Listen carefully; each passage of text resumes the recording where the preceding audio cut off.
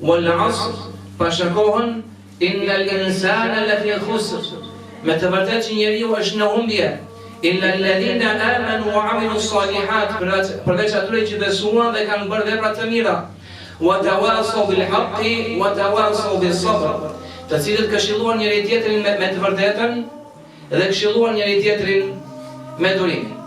E pra, le të qëndrojmë pak me kuptimet e kësaj sureje, me komentimin e saj, duke medituar, duke thelluar në disa kuptime të saj, duke marrë prej dobive, përfitimeve të saj, dhe sigurisht duke u munduar të praktikojmë këshillat, udhëzimet dhe orientimet e kësaj sureje madhështore.